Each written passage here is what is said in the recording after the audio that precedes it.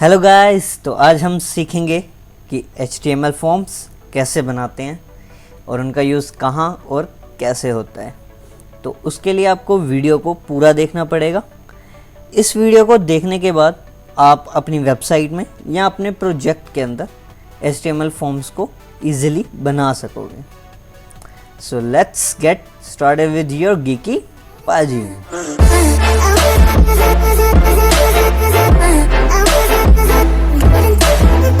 तो चलिए शुरू करते हैं। पहली चीज़ है, हम एक HTML फॉर्म के लिए स्टार्टिंग के लिए हमें एक HTML की स्ट्रक्चर चाहिए। हमने बेसिक स्ट्रक्चर बना दिया, ठीक है।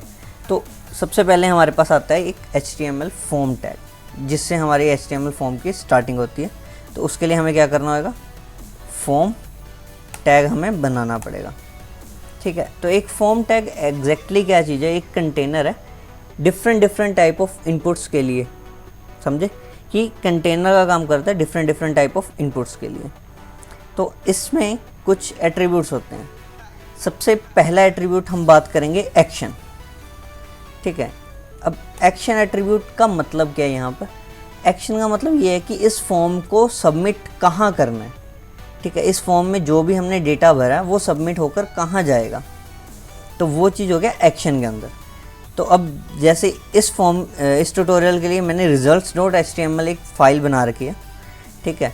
तो इसमें क्या है, कुछ चीज़ें, ये दो ऊपर डिव है जहाँ पे रिज़ल्ट शो होंगे, नीचे उसका बैक बटन है, और ये कुछ स्क्रिप्ट है, ठीक है, जो रेंडर करेगी हमारे रिज़ल्ट्स को। तो हम इस HTML फाइल को अपना फॉर्म सबमिट करेंगे। तो उसके लिए हमें यहाँ पे उसका पाथ देना पड़ेगा। तो ./results.html, ठीक है। तो एक्शन का मतलब कि कहाँ पर हमें उसका रिज़ल्ट देना है। उसके बाद हमारे नेक्स्ट आता है इसके अंदर, वो है टारगेट। टारगेट हमने एंकर टैग के अंदर पढ़ा था। तो टारगेट वही है जो वहाँ पर पढ़ा था कि सबमिट हमें नेक्स्ट पेज पे करना है, नेक्स्ट टैब पे करना है, पेरेंट पे करना है, टॉप पे करना है, या उसी जगह करना है। तो हम इसको रहने देते हैं, इसलिए ये सेल्फ ही चलेगा। तो हम इसको हटा देते हैं, इसकी ज़्यादा ज़रूरत नहीं है हमें। नेक्स्ट अगर हम बात करें तो हमारे पास होता है मेथड एट्रीब्यूट। अब मेथड एट्रीब्यूट में दो तरह के एट्रीब्यूट होते हैं, गेट एट्रीब्यूट और पोस्ट एट्रीब्यूट, ठीक है। तो गेट और पोस्ट में डिफरेंस क्या है? सबसे मेन डिफरेंस ये है कि गेट जो मेथड होता है ना, उसमें क्या है कि जब भी हम कोई भी फॉर्म सबमिट करते हैं तो उसकी जितने भी वैल्यूज़ होती हैं वो उसके URL में अपेंड होकर सबमिट होती हैं। तो दैट मीन्स अगर हमने पासवर्ड यहाँ भरा है तो वो पासवर्ड भी वहाँ अपेंड होकर दिखेगा। तो वो गेट के लिए गेट हमें यूज़ नहीं करना चाहिए। और गेट हमें यूज़ सिर्फ उनके लिए नहीं करना चाहिए जहाँ पर सेंसिटिव डेटा है। सेंसिटिव डेटा जहाँ पर नहीं है वहाँ पर हम गेट का यूज़ कर सकते हैं। अगर सेंसिटिव डेटा है, किसी की पर्सनल इन्फॉर्मेशन अगर हम शेयर कर रहे हैं, तब हमें पोस्ट का यूज़ करना है, ठीक है। दूसरी ड्रॉबैक है गेट की कि इसमें हमारे पास URL की एक लेंथ होती है कि इस लेंथ से बियॉन्ड हम URL बना नहीं सकते हैं। तो URL की जो लेंथ है वो 2048 कैरेक्टर्स की होती है कि इतने कैरेक्टर के ही हम एक मैक्सिमम URL बना सकते हैं, ठीक है। अगर अभी हम इस ट्यूटोरियल के लिए बात करें तो हम गेट का यूज़ करेंगे, पोस्ट का यूज़ क्यों नहीं करेंगे कि पोस्ट जब भी हम सबमिट करेंगे तो वो ब्राउज़र पोस्ट रिक्वेस्ट को दिखाता नहीं है सबमिशन, ठीक है। तो ब्राउज़र के लिए हम गेट का यूज़ करेंगे। तो चलिए शुरू करते हैं, पहला इनपुट बनाते हैं, ठीक है। तो पहला इनपुट बनाने के लिए हमें क्या करना पड़ेगा, सबसे पहले इनपुट टैग लिखेंगे हम, ठीक है। इनपुट टैग लिखा, उसके अंदर हमने सबसे पहले उसका देना होता है टाइप एट्रीब्यूट कि ये किस टाइप का है। अब अगर आप देख रहे होगे तो मैंने टाइप लिखा, उसके बाद हमारे पास इतने सारे सजेशन आ गए हैं। ये सारे इनपुट टाइप के एट्रीब्यूट्स की वैल्यूज़ हैं, ठीक है। तो अभी के लिए हम यूज़ करेंगे टेक्स्ट, ठीक है। टेक्स्ट यूज़ किया और यहाँ पर हमने ये सेल्फ क्लोजिंग होता है। उसके बाद हमने एक इनपुट बना लिया जो कि होएगा टाइप सबमिट का, ठीक है। टाइप सबमिट मैंने यहाँ सेव किया। अब यहाँ पे हमारे पास अगर आप देख रहे हो यहाँ पर एक फील्ड आ गई है और दूसरी वैल्यू आ गई हमारे पास सबमिट की। बट हमें पता नहीं चल रहा कि ये टेक्स्ट फील्ड है किसके लिए। तो सबसे पहले हम क्या करेंगे, इस टेक्स्ट फील्ड को हटा के एक डिव बनाएंगे, डिव के अंदर इस टेक्स्ट फील्ड को डालेंगे। अब टेक्स्ट फील्ड के नेम के लिए हम यूज़ करते होते हैं लेबल, ठीक है। अब लेबल क्यों यूज़ करते हैं, ताकि हमें पता लग जाए कि ये फील्ड किसके लिए बनी हुई है, क्या फील्ड में वैल्यूज जाएगी, ठीक है। किसी की ईमेल जाएगी, किसी का नेम जाएगा, या फिर किसी का एड्रेस जाएगा, तो उसके लिए हमने लेबल बनाया। तो यहाँ पर अगर हम देखें तो हम यहाँ पर नेम सेंड कर रहे हैं, लेट्स सपोज, ठीक है। और यहाँ पर हमें एक तो नेम हो गया, उसके बाद हमने इसको आईडी दे दी, आईडी हो गई हमारा नेम, ठीक है। और यहाँ पर हमने लेबल में हमें एक 4 देना होता है कि ये लेबल किसके लिए, तो हमें उस आईडी का नेम देना पड़ेगा। अब जैसे हमारी इस इनपुट के लिए हमें ये वाला लेबल देना है, तो इसमें आईडी क्या थी, आईडी थी हमारी नेम, तो हम यहाँ पे भी 4 के अंदर नेम, उस आईडी की वैल्यू हम यहाँ पे दे देंगे, ठीक है। अब हमारे पास नेम आ गया और यहाँ पर इनपुट आ गई और यहाँ पे सबमिट आ गया। तो अब हम यहाँ पे कुछ सबमिट करते हैं, लेट्स सपोज गीकी पाजी, हमने सबमिट किया। उप्स, क्या हुआ, हमने सबमिट किया, हमारा यहाँ पे रिज़ल्ट शो होना चाहिए बट रिज़ल्ट शो नहीं हो रहा। इसका रीज़न क्या है, इसका रीज़न ये है कि जब भी हम सबमिट कर रहे हैं तो हमें पता नहीं है कि इनपुट के अंदर नेम क्या चीज़ है, उस इनपुट का नेम क्या है। तो इसमें एक नेम एट्रीब्यूट होता है, हमें वो देना होता है। तो यहाँ पर नेम एट्रीब्यूट हमारा नेम ही रहेगा। तो हम इसको दोबारा से चलाते हैं, ठीक है, इसको रिफ़्रेश करते हैं और यहाँ पर अब हम गीकी पाजी दोबारा से एंटर करते हैं और यहाँ सबमिट करते हैं। तो अगर आप देख रहे हो तो नेम गीकी पाजी अब आ रहा है। तो हमने पहली चीज़ सीख ली है, ठीक है। अब आगे बढ़ते हैं, इनपुट के टाइप क्या क्या हो सकते हैं। तो इनपुट के टाइप हमारे क्या हो सकते हैं, टेक्स्ट हो सकता है, ईमेल हो सकता है, पासवर्ड हो सकता है, रेडियो हो सकता है, चेक बॉक्स हो सकता है, सबमिट हो सकता है, रीसेट हो सकता है, ऐसे बहुत सारे टाइप हैं। तो हम उसको बाद में पढ़ेंगे। तो अभी के लिए हम बात करते हैं कुछ एट्रीब्यूट्स की जो फॉर्म से रिलेटेड है, ठीक है। फॉर्म से रिलेटेड कुछ एक्स्ट्रा एट्रीब्यूट, जैसे हमारे पास होता है ऑटो कंप्लीट का।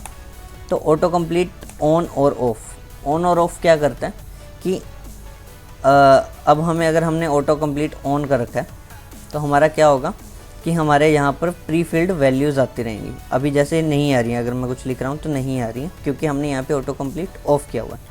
अगर मैंने यहाँ इसको ऑन कर दिया और अब यहाँ पर मैं कुछ लिखता हूँ जैसे, तो मेरे पास ये जो पहले मैंने कभी इनपुट में डाली थी इस ब्राउज़र की कैश में पड़ी होंगी, तो वो वैल्यू यहाँ पर प्री डिफाइंड आएंगी। जैसे गगनदीप सिंह आ रहा है तो ये वैल्यूज़ पहले से आती हैं। तो यहाँ पे ऑटो कंप्लीट का मतलब यहाँ पर कि वो पहले से प्री डिफाइंड वैल्यूज़ को शो कर देता है। तो हम इसको ऑफ ही रखते हैं, ठीक है। दूसरे एट्रीब्यूट की बात करते हैं, इसके अंदर आता है नो वैलिडेट। नो वैलिडेट क्या करता है, नो वैलिडेट का सीधा सा मतलब होता है कि जितनी भी हमारे पास फील्ड है उनको बिना वैलिडेशन के हम आगे पास ऑन कर सकते हैं। ये कहाँ यूज़ होता है, ये हमारा यूज़ होता है जब हम, लेट्स सपोज हमारे पास ईमेल है, ठीक है, हमने एक टाइप ईमेल बनाया, तो इनपुट टाइप ईमेल को चेक करेगा, बट अगर हमने नो वैलिडेट कर दिया तो वो डायरेक्टली सबमिट कर देगा। तो नो वैलिडेट का क्या सीधा सा मतलब यही है कि वो हमें बिना वैलिडेशन के पास ऑन कर देता है आगे डेटा को, ठीक है। तो ये चीज़ समझ में आ गई आपको। तो चलिए आगे चलते हैं अब। तो अगला चीज़ क्या है इसमें, उसके बाद नेम, वो ये कि फॉर्म का नेम क्या है। इसके लिए हम नेम एट्रीब्यूट का यूज़ कर सकते हैं कि फॉर्म का नेम क्या है, डिटेल्स, ठीक है। ऐसे फॉर्म का नेम हो गया। उसके बाद आता है टारगेट, आपको बता ही दिया, ठीक है। उसके बाद आता है इनक्रिप्शन टाइप। इनक्रिप्शन टाइप होते हैं डिफरेंट, जैसे application /x www form URL encoded हो गया, फॉर्म डेटा हो गया, प्लेन हो गया। तो ये डिफरेंट टाइप की हमारी इनक्रिप्शन होती है जो हम डेटा पास ऑन करते हैं, बट ये सिर्फ यूज़ होता है जब हमारा मेथड पोस्ट होता है।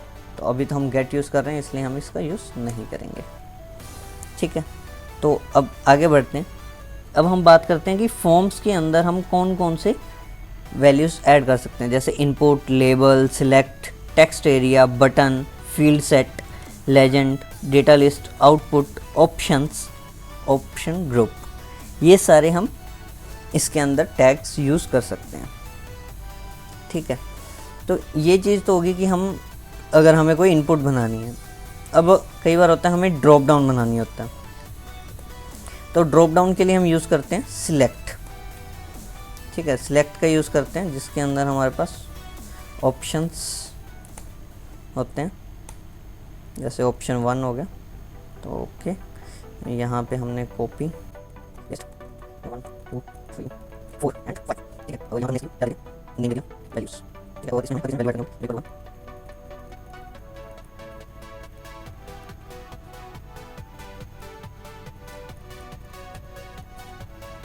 ये आप देख रहे हो वहाँ पर हमारे पास ड्रॉप डाउन आ गया है। ठीक है, 1 2 3 4 5। अब यहाँ पर हमें एक लेबल भी लगा देते हैं। लेबल हो गया हमारा सिलेक्ट ए वैल्यू। ठीक है, अब यहाँ पर ही आ गया। अब जैसे अगर हम टेस्ट करें तो टेस्ट सिलेक्ट वैल्यू 2 सबमिट किया। अब जैसे यहाँ पर अभी हम सबमिट नहीं कर पा रहे हैं, क्यों? क्योंकि हमने इसको टाइप ईमेल दिया हुआ, तो टाइप इसको टेक्स्ट कर देते हैं। अब इसको सबमिट करते हैं। ओके, तो AST एंड वैल्यू हम यहाँ पर रखते हैं 3। सबमिट किया तो हमारे पास यहाँ वैल्यूज़ 3 और AST नेम आ गया। तो यहाँ तक आपको क्लियर हो गया कि हम कैसे बना सकते हैं।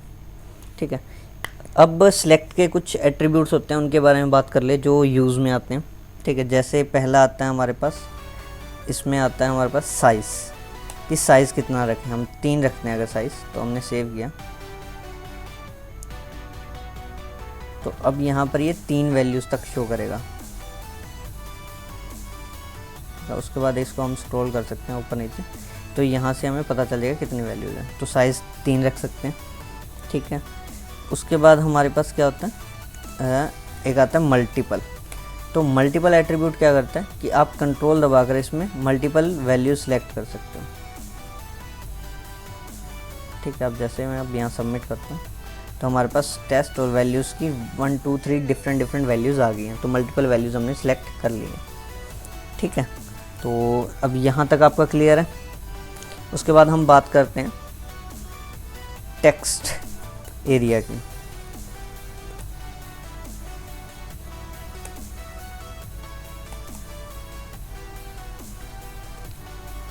ठीक है, तो टेक्स्ट एरिया की बात करते हैं हम।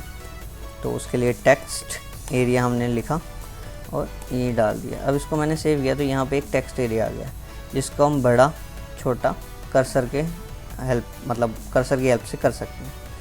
ठीक है, अब टेक्स्ट एरिया के अंदर क्या होता है कि आप कुछ भी लिख सकते हो, जितना भी आप चाहो उतना आप लिख सकते हो। तो वो ही है, एक नॉर्मल टेक्स्ट फील्ड की तरह ही है, बट इसमें एड्रेसेस वगैरह के लिए हम यूज़ करते हैं, या कोई पैराग्राफ वगैरह स्टोर करवाना हो उसके लिए यूज़ करते हैं। तो इसकी हम साइज़ को हाइट विड्थ या उसके एट्रीब्यूट रोज एंड कॉलम से दे सकते हैं। ठीक है, तो एक साइज़ सेट हो जाता है। ठीक है, अब उसके बाद हम बात करते हैं फील्ड सेट की। फील्ड सेट क्या करता है, ये क्या करता है फील्ड सेट हमारा, वो क्या करता है कि रैप करता है सेम टाइप के डेटा को, या फिर जो सिमिलर हो या फिर जो एक दूसरे से रिलेटेड हो, तो उस डेटा को रैप करता है। अब जैसे मैं इस पूरे वैल्यूज़ की बात करूं तो इसमें मेरे को फील्ड सेट लगाना है, तो मैं क्या करूँगा, फील्ड सेट लगाया। ठीक है, इस पूरे को इसमें रैप कर दिया, तो ये एक कंटेनर बन जाता है, जिससे हमें दिखता है कि ये एक अलग फॉर्म है, फॉर्म का एक अलग पार्ट है, एक अलग पार्ट हो रहा होगा। ठीक है, तो ये आपस में कनेक्टेड है। उसके बाद इसके अंदर होता है एक लेजेंड फील्ड सेट के अंदर। तो फील्ड सेट के अंदर जो लेजेंड होता है वो क्या करता है, वो एक कैप्शन का काम करता है। जैसे फॉर्म फॉर डिटेल हमने लिखा, तो अब ये एक कैप्शन यहाँ पर ऐसे दिखेगा हमें ऊपर को। ठीक है, तो ये फील्ड सेट और लेजेंड का काम है। ओके, यहाँ तक क्लियर है। तो अब आगे चलते हैं हम। तो आगे हमारे पास क्या आ रहा है, आगे आएगा डेटा लिस्ट। एक डेटा लिस्ट टैग आता है, ये हमें पढ़ने की ज़्यादा ज़रूरत नहीं है, बिकॉज़ क्या होता है कि डेटा लिस्ट अभी क्या डेप्रिकेट हो रहा है वो, ठीक है। जैसे सफारी में 12.1 वर्जन के बाद ये बंद कर दिया, डेप्रिकेट हो गया। बट मैं आपको बताऊंगा जरूर कि डिव जैसे हमने बनाई, पहले एक डिव बना लेते हैं, ठीक है। उसके अंदर हमारे पे क्या होगा, एक डेटा लिस्ट बनाई, ठीक है। डेटा लिस्ट बनाई हम लोगों ने,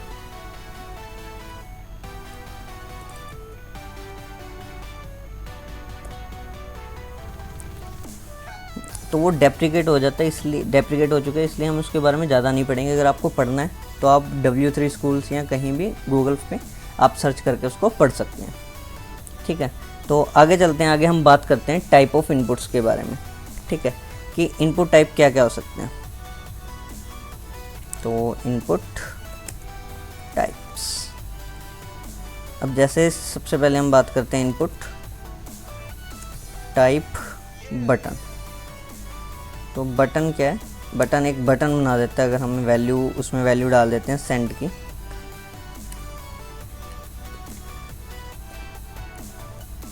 ठीक है। तो एक यहाँ पर बना देगा हमें,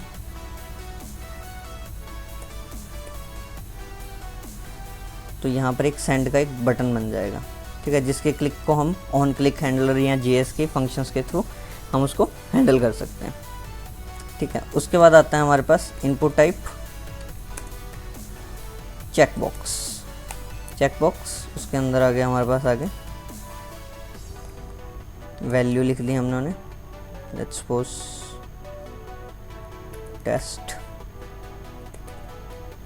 अब हमारे पास चेकबॉक्स तो बन गया, ठीक है। अब जैसे इसके ऊपर बनाते हैं हम, तो इसको नीचे ले आते हैं।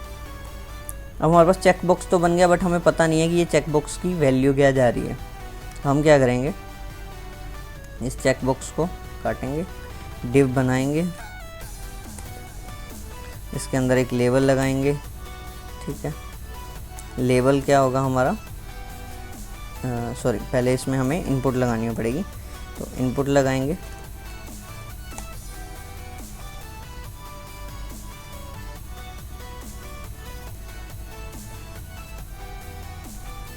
एक हमने लेबल लगा लेना, लेबल, ठीक है, फॉर टेस्ट 1, ठीक है। और उसके बाद हमारी इनपुट, और फिर यहाँ आ जाएगा टेस्ट 1। अब यहाँ पर वैल्यू होगी टेस्ट, ठीक है। नेम हमने लिखा इसका टेस्ट 1, और आईडी भी हमने दी इसकी टेस्ट 1, ठीक है। अब इसको सेव किया मैंने, अब यहाँ पे टेस्ट 1 आ गया, तो इसको फटाफट भर देते हैं। ऊपर हमने इसका नेम नहीं दिया वो, तो ये नहीं दिखेगा, उसको हमने सबमिट किया। अब यहाँ पे देखोगे कि टेस्ट 1 इक्वल टू टेस्ट आ गया, हमने जो सिलेक्ट किया था वो चीज़ आ गई है, ठीक है। तो ऐसे चेकबॉक्स बना सकते हैं। अब चेकबॉक्स के बाद हमारे पास बात आती है रेडियो बटन। चेकबॉक्स की जगह हमें क्या करना होगा, यहाँ पर रेडियो लिखना होगा, और टेस्ट 1 को टेस्ट 2 कर देते हैं, ठीक है।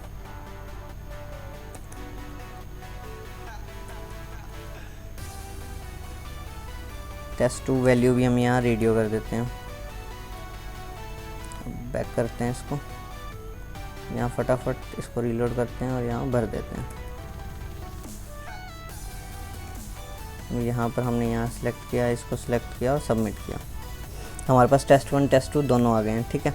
अब बात आती है कि अगर हमें बनाना हो कि सिंगल सेलेक्ट बनाना हो मल्टीपल ऑप्शंस में रेडियो के अंदर, रेडियो बटन के अंदर, तो वो कैसे बनाएंगे। तो उसके लिए हमें क्या करना होगा, जो नेम है ना, नेम को हमें सबके लिए सेम रखना है। जैसे अभी हम जेंडर की बात कर लें, ठीक है, तो वैल्यू इसकी हो जाएगी मेल, टाइप रेडियो, जेंडर ये, आईडी होगी टेस्ट 2, और यहाँ पे हमने लिखा मेल, ठीक है। अब ऐसे ही हम एक तो अब मेल की जगह यहाँ पे हमने लिखा फीमेल, और यहाँ कर दिया अदर, ठीक है। अब आईडी हमने सेम दे रखी है, तो आईडी चेंज कर देते हैं 3, और यहाँ 4, यहाँ पे भी 3 और यहाँ पर भी हम 4 कर देते हैं, और यहाँ पर भी फीमेल और यहाँ पर कर देते हैं अदर। ठीक है, अब अपने सेव किया और बैक करते हैं, इसको रीलोड करते हैं। रीलोड किया तो हमारे पास सी आ गए। अब हम इसको फटाफट भरते हैं फॉर्म को, टेस्ट 1। अब देखो, अगर हमने फीमेल पे सिलेक्ट किया तो फीमेल सेलेक्ट हो गया, मेल पे सिलेक्ट किया तो मेल सेलेक्ट हो गया। ये एक ही वैल्यू सेलेक्ट हो रही है। उसका रीज़न क्या है कि हमने सभी के लिए नेम की वैल्यू सेम रखी है। अब हमने सेंड किया तो हमारा जेंडर अदर आ रहा है इसमें। ठीक है, तो ऐसे लिखा आ जाता है। अगर मान लो मैंने यहाँ पे मेल सेलेक्ट किया और सबमिट किया तो हमारा यहाँ पे जेंडर मेल आ जाएगा। ठीक है, यहाँ तक क्लियर हुआ। उसके बाद हमारे पास इनपुट और क्या आ सकती है, और इनपुट आ सकती है हमारे पास कलर की, कि अगर हमने यहाँ पे कलर लिख दिया, ठीक है, नेम हम यहाँ पे लिख देते हैं कलर, सेव किया, यहाँ पे बैक गए, इसको रीलोड किया। अब हमारे पास यहाँ कलर आ रहा है। अब कलर को अगर हम सिलेक्ट करना चाहें तो कोई भी कलर सिलेक्ट कर लिया। ठीक है, उसके बाद हमने सबमिट कर दिया तो अब यहाँ पे कलर का कलर कोड आ जाता है हमारे पास। ठीक है, ऐसे ही हमारे पास नेक्स्ट वैल्यू है जो है हमारे पास, वो है हमारे पास डेट की। ठीक है, अगर हम टाइप लिखें यहाँ डेट तो हमारे पास डेट आ जाएगी, डेट सेलेक्ट करने का ऑप्शन आ जाएगा हमारे पास। ठीक है, अब इसको जैसे टेस्ट कर लेते हैं, इसका नेम चेंज कर देते हैं डेट, चलो 8 भी ठीक है, तो रीलोड करते हैं। अब यहाँ पे हमारे पास DDMMY, अब कोई भी सिलेक्ट करो, सबमिट करो, हमारे पास डेट आ जाएगी। ठीक है, ऐसे ही डेट टाइम लोकल होता है जिसमें हमें डेट विदाउट टाइम जोन मिलता है। ठीक है, तो उसमें डेट और टाइम दोनों सेलेक्ट कर सकते हैं। और ईमेल का आपको बता ही दिया कि ईमेल वेरीफाई करता है वो @ के बेसिस पे। उसके बाद हम क्या कर सकते हैं, इसमें फ़ाइल अपलोड का भी कर सकते हैं। अगर हमने यहाँ पे टाइप लिखा फाइल,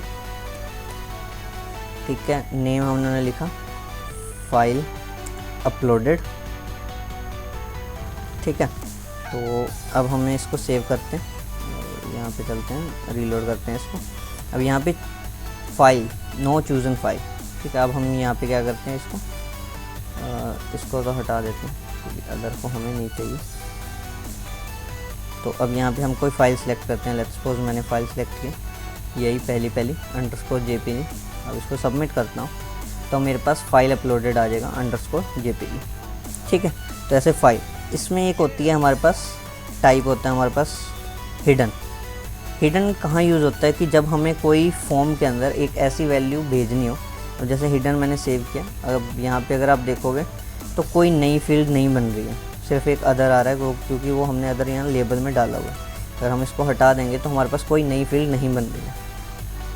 ठीक है, तो हिडन क्या है कि हिडन में हमको एक ऐसी वैल्यू पास ऑन कर सकते हैं कि जो हमें हर फॉर्म के साथ इम्पोर्टेंट होती है।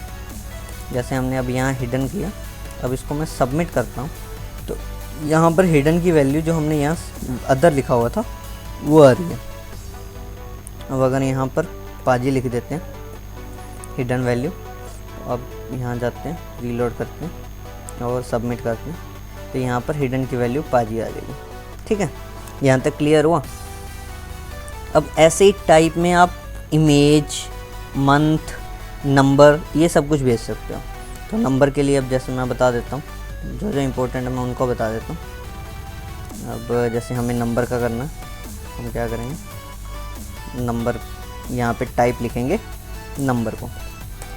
ठीक है, अब नंबर लिखा, अब वैल्यू यहाँ पर हमने मान ली 0 और नेम हमारा यहाँ हो गया नंबर। ठीक है, और यहाँ से अदर हमने हटा दिया, सेव किया, इधर बैक किया और रीलोड कर दिया। अब यहाँ पर आपके पास नंबर आएंगे और नंबर के साथ यहाँ पर अप एंड डाउन एरोज आ जाएंगे, जहाँ से आप अप कर सकते हो, माइनस कर सकते हो। ठीक है, अब मान लो कि हमें नंबर ही हमें क्या चाहिए, मिनिमम नंबर हमें क्या चाहिए, 0 चाहिए, तो हमने मिनिमम डिफ़ाइन कर दिया =0, सेव किया। तो अब यहाँ पर मिनिमम नंबर 0 है, इसके ऊपर अगर हम जाएंगे जा सकते हैं, इसके नीचे हम नहीं जा सकते। तो अब नीचे का एरो आप दबा के आप देख सकते हो कि यहाँ पर वो फंक्शनल नहीं है, 0 ही है। अब मान लो कि हमें मैक्सिमम ही हमें 5 तक जाना है, हम मैक्स लिख के उसकी मैक्सिमम 5 कर देंगे। ठीक है, इसको सेव किया। अब यहाँ पर ऊपर गए 1 2 3 4 5 से ऊपर अब नहीं बढ़ पा रहे। ठीक है, तो ऐसे आप नंबर को एक मैक्सिमम मिनिमम दे सकते हैं। उसके बाद नंबर के अंदर ही हमारे पास आता है स्टेप।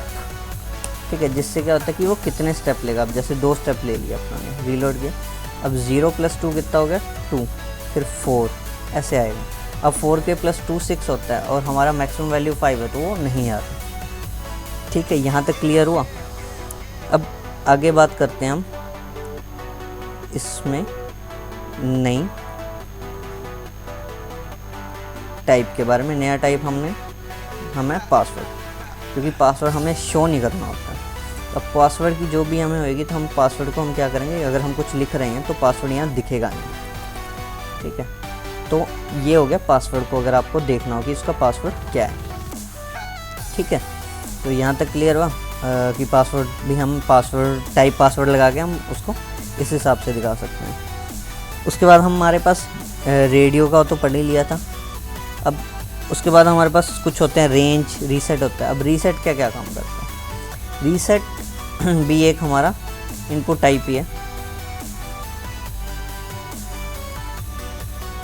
ठीक है, इनपुट टाइप अगर हमने यहाँ पे रीसेट लिखा तो वो क्या करेगा, जब भी हम रीसेट पे क्लिक करेंगे तो हमारे पास एक डिफ़ॉल्ट वैल्यू आएगी। अब लेट्स सपोज मैं ऊपर जाता हूँ और ये जो हमारा पहला टेक्स्ट था इसकी मैं डिफ़ॉल्ट वैल्यू लिख देता हूँ। एक वैल्यू की लिख देते हैं अपने। ठीक है, मैंने सेव किया, गीकी बाजी आ रहा है। अब मैं गीकी बाजी के अपेंड कर देता हूँ 1 2 3 4 5 6 7 8 9। ठीक है, अब मैं जाके रीसेट करूँगा तो आप वहाँ देखो कि सिर्फ गीकी बाजी रहेगा।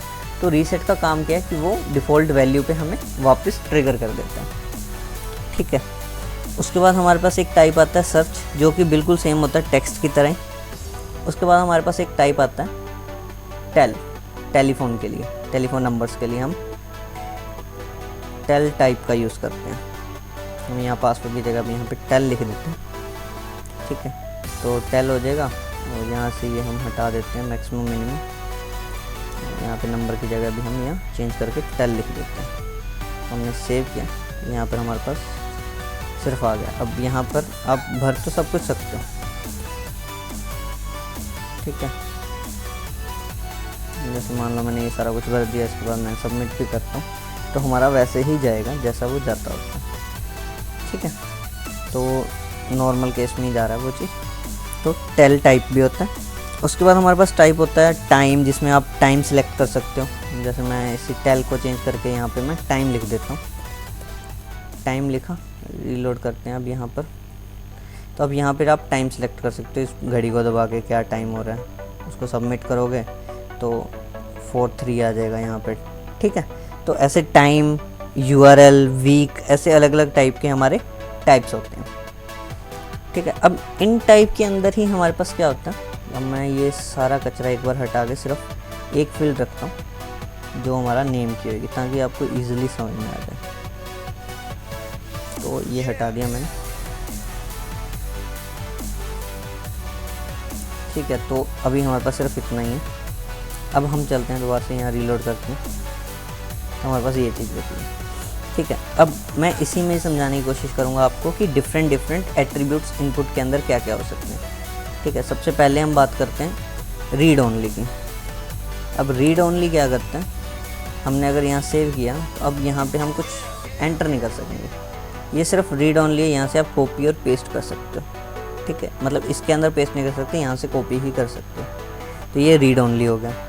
अब दूसरी चीज़ क्या है कि रीड ओनली एक तरीके से डिसेबल करता है, वैसे ही एक हमारे पास डिसेबल्ड भी होता है। हमने रीलोड किया तो अब ये लाइट ग्रे कलर आ जाता है, जिससे क्या पता चलता है कि ये डिसेबल्ड है। ठीक है, तो ये क्लियर हो गया। उसके बाद आता है हमारे पास साइज़। ठीक है, इनपुट टाइप में अगर हम लोगों ने दिया साइज़, तो साइज़ क्या है, और साइज़ मान लो मैंने दिया 5। ठीक है, इसको मैं सेव करता हूँ। तो अब यहाँ पर ये 5 लेंथ तक का हमें एक वो दिखाएगा सिर्फ। जैसे इसके आगे गीकी बाजी लिखा हुआ है, अगर आप इधर स्क्रॉल करोगे तो दिखेगा, उसके आगे आप लिखोगे तो वो दिखेगा।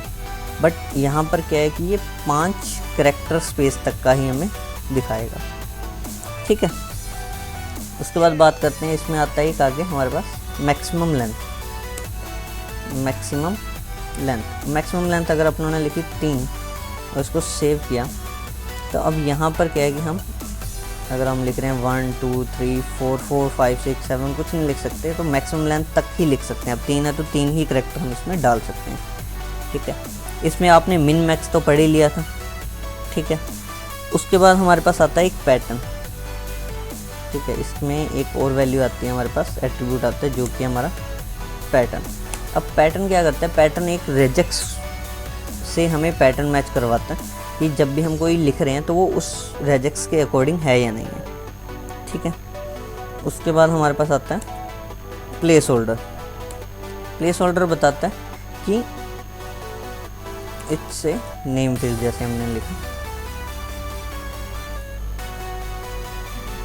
ठीक है। अभी जैसे यहाँ से मैं वैल्यू हटा देता हूँ क्योंकि वैल्यू ओवरराइड करती है हमारे प्लेस होल्डर को, तो मैंने यहाँ से वैल्यू हटा दी। अब मैं यहाँ सेव करता हूँ, तो अब यहाँ पर देखोगे इससे प्लेस होल्डर दिखा रहा है। अब मैं यहाँ से साइज़ भी हटा देता हूँ, तो अब यहाँ पे दिखा रहा है इससे प्लेस होल्डर। तो इस पर जब हम क्लिक करेंगे तो ये नेम के आगे से स्टार्ट नहीं करेगा, बल्कि फर्स्ट लेटर से स्टार्ट करेगा। अगर हम कुछ लिखेंगे तो वहाँ पे कुछ दिखेगा। और यहाँ मैक्सिमम लेंथ 3 थी, इसलिए हम 3 ही करेक्टर तक लिख पाएंगे, ठीक है। यहाँ तक क्लियर हुआ। उसके बाद हमारे पास आता है ऑप्शन रिक्वायर्ड, ठीक है। अब रिक्वायर्ड नहीं है, उससे पहले हम आपको दिखा देते हैं तो क्या हो रहा है। अब मैंने यहाँ पे रिक्वायर्ड नहीं है, मैंने यहाँ सबमिट कर दिया, तो यहाँ पे नेम ब्लैंक आ रहा है हमारे पास। अब मैं इसी फील्ड को क्या कर देता हूँ, रिक्वायर्ड बना देता हूँ।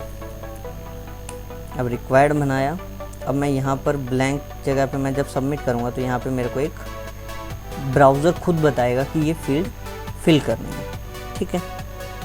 ऐसे ही हमारे पास एक होता है ऑटो फोकस, ठीक है। अगर हमने इसको ऑटो फोकस कर दिया,